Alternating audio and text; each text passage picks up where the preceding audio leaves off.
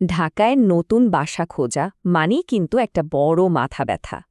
বিশেষ করে বাসা বদলানোর ঝামেলার কথা ভাবলেই যেন ক্লান্তি চলে আসে। আচ্ছা, যদি এমন কোনো সমাধান থাকত যেটা এই পুরো প্রক্রিয়াটাকে সহজ করে দেয়, আজকে আমরা ঠিক এটাই দেখব। বাংলামার্ট.কম আর hotels.com বিডির মতো সোর্স থেকে পাওয়া তথ্যগুলো ঘেঁটে আমরা বোঝার চেষ্টা করব ফার্নিশড সার্ভিসড অ্যাপার্টমেন্টগুলো কিভাবে একটা চিন্তামুক্ত সমাধান হতে পারে। চলুন বিষয়টা একটু গভীরে গিয়ে দেখি। এই কথাটা কি খুব সত্যি মনে হচ্ছে না যে বাসা বদলানো মানেই একটা ফুল টাইম জব? আসলেই তো তাই। একদিকে নিজের কাজ সামলানো, অন্যদিকে নতুন বাসার জন্য আসবাব কেনা, সব বিল সেট আপ করা, মানে দিন শেষে সময়, শক্তি আর মানসিক শান্তি কোনোটাই যেন আর অবশিষ্ট থাকে না। তো চলুন প্রথমে সেই কমন ঝামেলাগুলো নিয়ে একটু কথা বলা যাক। বাসা বদলের সময় ঠিক কি কি চ্যালেঞ্জ আসে যা পুরো ব্যাপারটাকে এতটা কঠিন করে ফেলে? একবার শুধু ভাবুন তো পুরো ব্যাপারটা। একটা খালি বাসায় উঠার পর প্রথমেই শুরু হয় ফার্নিচার কেনার বিশাল খরচ, আর সেই সাথে দৌড়াদৌড়ি। তারপর তো আছে গ্যাস, বিদ্যুৎ, পানির সংযোগ নেওয়ার জন্য অফিসের চক্কর, আর ওয়াইফাই, সেটার জন্য তো অপেক্ষা করতে করতে প্রায় সপ্তাহেই কেটে যায়, তাই না? সব মিলিয়ে দিন শেষে হাতে শুধু ক্লান্তিটাই থাকে। কিন্তু এই সব ঝামেলার যদি একটা সহজ সমাধান থাকত, তাহলে কেমন হতো? ঠিক এইখানেই আসছে ফার্নিশড সার্ভিস ডিপার্টমেন্টের কনসেপ্টটা। এটা কিন্তু বাসা ভাড়ার চিরাচরিত ধারণাটাকে পুরোপুরি বদলে দিচ্ছে। মানে একটা ঝামেলাহীন জীবনযাপনের দারুণ সুযোগ। একদম সহজ ভাষায় বললে, এটা হলো এমন একটা বাসা যেখানে শুধু নিজের লাগেজটা নিয়ে আসলেই জীবন শুরু করা যায়। ব্যাপারটা ভাবা যায়, একটা বাসার পুরো প্রাইভেসি আর স্পেস, কিন্তু তার সাথে জুড়ে দেওয়া হয়েছে হোটেলের মতো সব সার্ভিস। দারুণ না? আচ্ছা, ফার্নিশড বলতে আসলে কি কি থাকে? এর মানে হলো দৈনন্দিন জীবনের জন্য যা যা লাগে তার প্রায় সবকিছুই রেডি। যেমন ধরুন, আরাম করার জন্য বিছানা, বসার জন্য সোফা, টিভি, এমনকি ফ্রিজ, ওয়াশিং মেশিন, সব কিছু একদম গোছানো। অনেক সময় তো রান্নাঘরের হাঁড়ি পাতিল পর্যন্ত দেওয়া থাকে, মানে কিছুই কেনার চিন্তা নেই। আর সার্ভিস পার্টটা তো আরও মজার।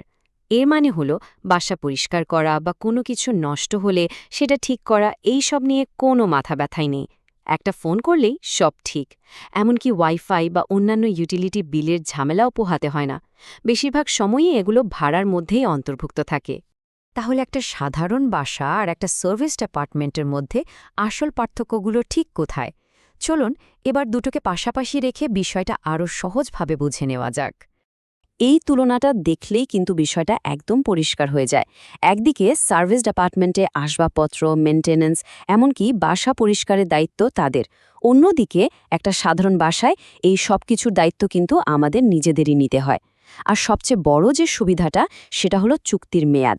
সার্ভিস ডিপার্টমেন্টগুলো অনেক বেশি ফ্লেক্সিবল হয়। বিশেষ করে যারা অল্প সময়ের জন্য থাকতে চান, তাদের জন্য এটা দারুণ একটা ব্যাপার। সুতরাং মূল ব্যাপারটা তাহলে কি দাঁড়ালো? এটা আসলে একটা ট্রেড অফ।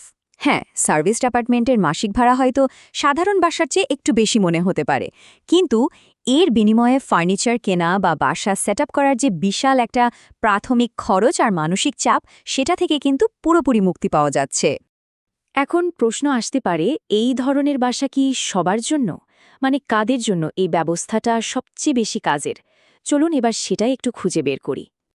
দেখুন, যারা কাজের সূত্রে অন্য শহর থেকে ঢাকায় আসেন বা হয়তো কয়েক মাসের জন্য কোনো একটা প্রজেক্টে কাজ করছেন, তাদের জন্য এটা কিন্তু একটা পারফেক্ট সলিউশন।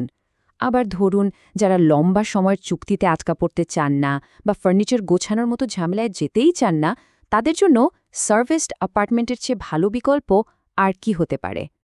তো যদি মনে হয় সার্ভিস ডিপার্টমেন্টই সেরা অপশন, তাহলেও কিন্তু কিছু বিষয়ে ফাইনাল করার আগে অবশ্যই দেখে নেওয়া উচিত। একজন স্মার্ট ভাড়াটিয়া হিসাবে কি কি খেয়াল রাখতে হবে, তার জন্য একটা ছোট্ট চেকলিস্ট দেখে নেওয়া যাক। প্রথমেই চুক্তিতে ঠিক কি কি পাচ্ছেন সেটা একদম পরিষ্কার করে জেনে নিতে হবে। যেমন ইউটিলিটি বিল বা ওয়াইফাই কি ভাড়ার ভেতরেই ধরা, তারপর ডিপোজিটের নিয়মকানুনগুলো কি, আর অবশ্যই বাসায় ঢোকার আগে একবার সবকিছু ভালো করে চেক করে নেওয়াটা খুব জরুরি। এতে পরে কোনো সমস্যা হয় না।